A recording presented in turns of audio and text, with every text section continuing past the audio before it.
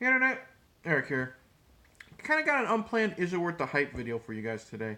If you don't know what that is, or if you're new to my channel, Is It Worth the Hype is a playlist of videos where I take a film that has been praised by critics, been praised by fans, made a shit ton of money at the box office, all of that, all of that put together maybe. And I've either never seen it, or I've only seen bits and pieces of it, or I maybe saw it like 10, 15 years ago, and I remember nothing of it. And then I decide, in my opinion, is it worth the hype that I've heard, from other sources? And being the fact that I live in the Midwest and we have had 20 below 0 degree weather, and with the wind chill, it was 50 below zero weather. I thought that would be the perfect reason for me to finally sit down and see if the thing is worth the hype. Now, if you're new to my channel, welcome. I do discuss plot spoilers, specific scenes, what have you. Yeah, I saw The Thing, John Carpenter's The Thing, 1982. I saw it maybe once, between 10, 12 years ago. Remember nothing, from the majority of the movie. I've seen clips here and there. People have said, "Oh, remember this part." I'm a horror guy, so I knew a lot of what had happened in this film, like effects wise and stuff like that, which I'll get into. But I never actually sat down, watched it from beginning to end, and really paid attention to it in probably, like I said, 10 or 15 years. The funny thing is, this is on Is It Worth the Hype? When this came out, I guess it was a bomb. No, not really a bomb. I'll get into that, but it did not make a lot of money because it came out like maybe a week after E.T. And this is about a killer alien, and everyone was still really happy about the lovable alien of E.T.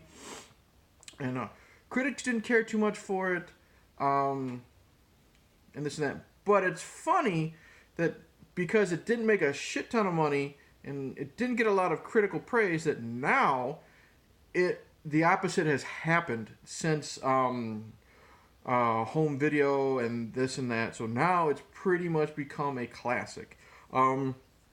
So Rotten Tomatoes, which means nothing to me, but a lot of people hate on Rotten Tomatoes, but you can't really hate Rotten Tomatoes so much because they're not the ones putting out the scores. Like, it's their opinion. They're just taking everyone's opinion and putting them together. So, but according to Rotten Tomatoes now, The Thing has a critic score of 84% and an audience score of 92%. And it was released in 1982, a budget of $15 million, box office of $19.6 million. So again, wasn't a huge box office success. It made some profit, but I'm doing this based on the now critic score and the now audience score. So basic plot is Kurt Russell and a group of other people, which includes Wilford Brimley, the guy who on all the diabetes memes and the Quaker Oats commercials, and Keith David from They Live and There's Something About Mary and Requiem for a Dream, and some other guys are in Antarctica for some fucking reason. And they come across, long story short, they come across this alien creature that has the ability to absorb whatever it touches, and then that thing, be it an animal or a person, becomes possessed, I think, by this alien creature. And the rest of the film, this group of guys are trying to figure out who's the alien and who's not. Wow, this was really, really fucking good.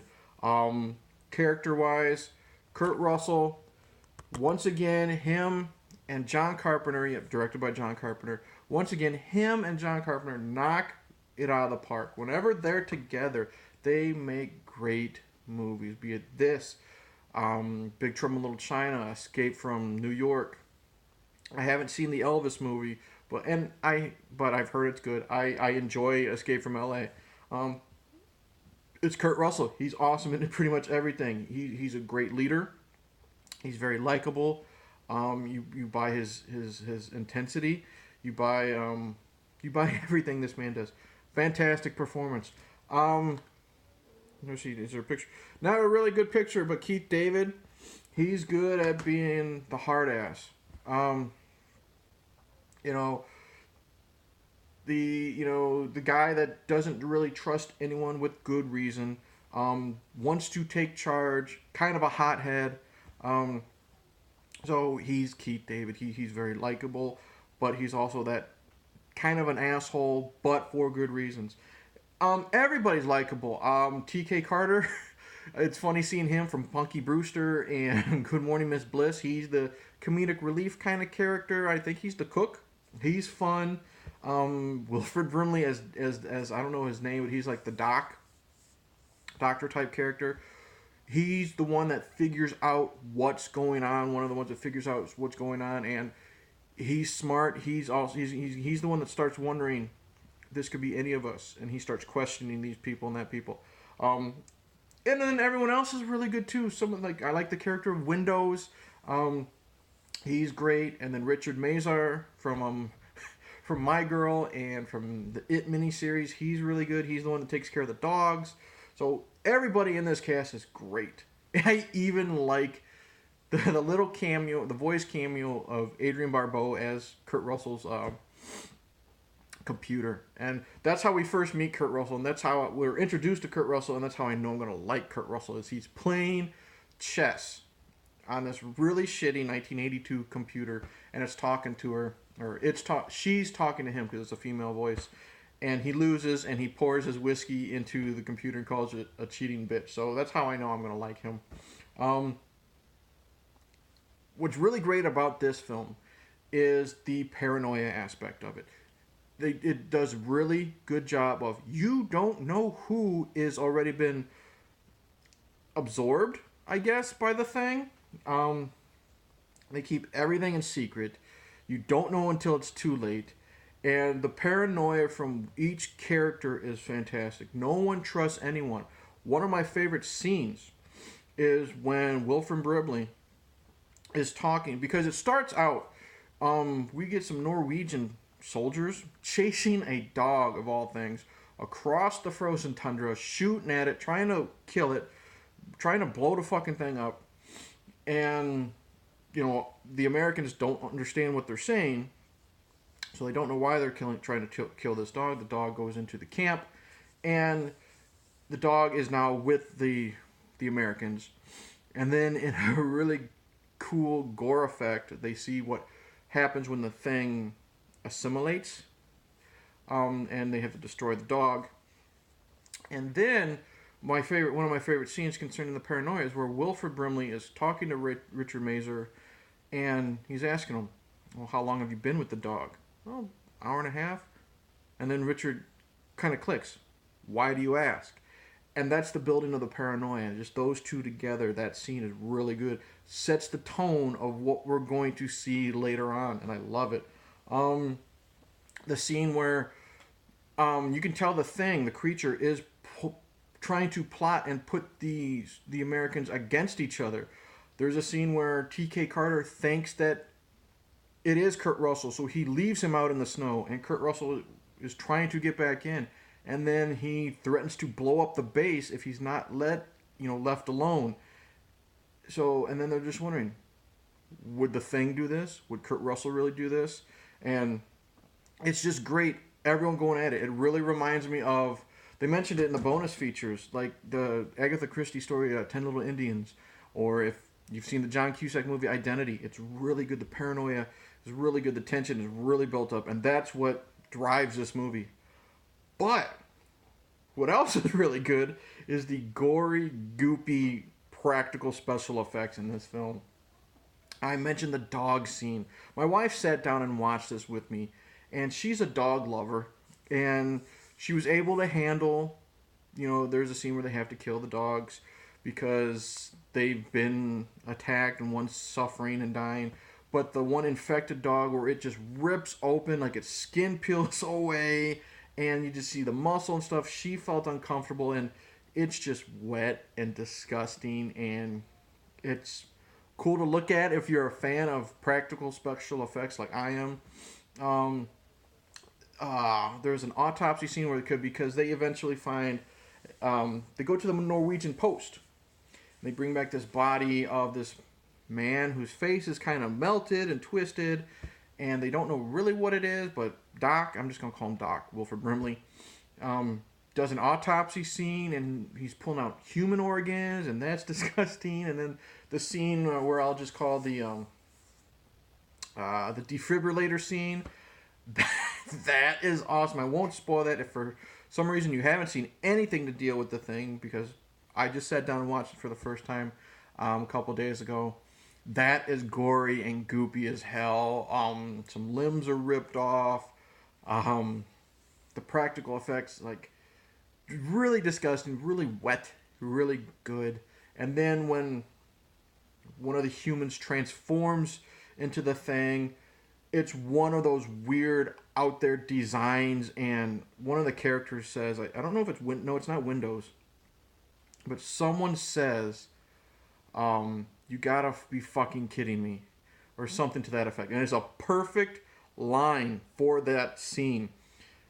Just the design, like spider legs and a human head, and just really fucking creative designs, really disgusting designs. I loved the practical effects in this film.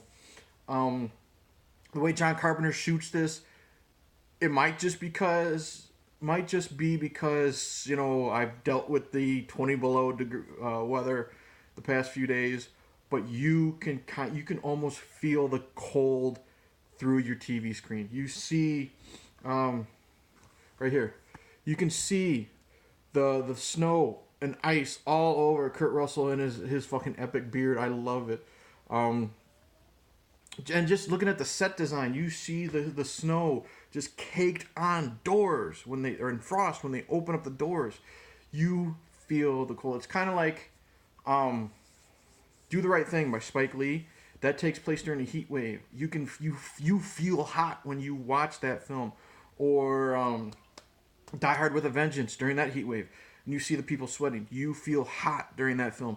You feel the cold in this film, the way it's shot, the way it's looked. Fantastic job. What else I like in this film? The final confrontation between the thing is really good. I love that final design. And then, I'm not going to spoil it. I already knew about how it was going to end, but that ending. Where else would they have gone with this ending, you know, with this film, but end it the way it did? And it was a really satisfying, but like punch to the gut ending, and I'm just going to leave it at that. Now, I do have a little bit of problems there, but it's like a little nitpicking. The movie starts out, and if you knew nothing about the thing, it starts out, I mean, you find out it's an alien right away. I mean, it doesn't take that long for you to find out it's an alien. Because the pace is another good thing about this. It hits hard, like within the first half hour, the shit hits the fan, and it doesn't really stop. But it opens out with this really bad special effect of a 1950s UFO flying saucer. They find the flying saucer caked in the ice.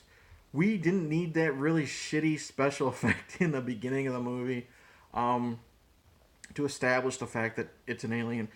Kind of like the beginning of Predator. We don't really need to see the Predator spaceship fly across the screen. You already know it's an alien. So that's kind of nitpicking. And then my other nitpick scene is during an intense scene where the thing is attacking a character, and it's like clamped on the guy's head. All right? And it's shaking the guy. And it's an intense scene. Everyone's screaming and trying to stop him, the thing, and trying to save the character. It lifts the dude up. It's like a Venus flytrap. Let's see here. Here. Hold on. Wait. Alright. This is the character. Alright. You got the thing, jaw either opens to the side like this or like that. I don't remember. But it clamps on the dude's head like this. Like this, okay? And it lifts him up in the ground, and it's, moving him around like this. And it looks really cool. It's really intense. But then there's some cuts, some close-up shots where you can tell it's just a fucking dummy, and it looks horrible. And then it cuts to a great shot where you can tell it's someone, and then it cuts to another shot where you can tell it's a dummy. So that took me out a little bit, but it's also such an intense scene. Doesn't take you out so much, but it's just a little nitpicking. Score is good, but the score is it's not in your face. It works. Yeah, The Thing. Is it worth the hype? Abso-fucking-lutely. Loved this film. Is it my favorite John Carpenter film? Maybe my favorite John Carpenter horror / sci-fi film. Big Trouble in Little China has always been my favorite John Carpenter film in general. I'll say now Big Trouble in Little China is my favorite Carpenter action film. This is my favorite John Carpenter horror film, so they're tied. Is it worth the hype? Absolutely. I am so glad we had this fucking horrible weather so I could sit down, watch this. My wife really enjoyed it from what she was watching. Highly recommend John Carpenter's The Thing from 1982. Yeah, so that's it. Thank you for watching. Please like, subscribe, comment below, click the bell, share, whatever. Got a couple more videos planned. I have my buddy, I have a spotlight video. Today is Groundhog Day as of the filming of this, and I have a film that not a lot of people have heard of, and I want to give a spotlight to, which, well, I haven't watched yet, but I'm going to give a spotlight to, from a buddy of mine. Then I'm going to dive back into Child's Play series to get that done and over with. But, yeah, highly recommend The Thing. John Carpenter, 1982. So, in the end, I will say cheers, and I don't know. I'm just going to say, I usually end with a quote, but I already said it. So, cheers, and you got to be fucking kidding me. There, I said the quote twice. Whatever. Go watch the movie.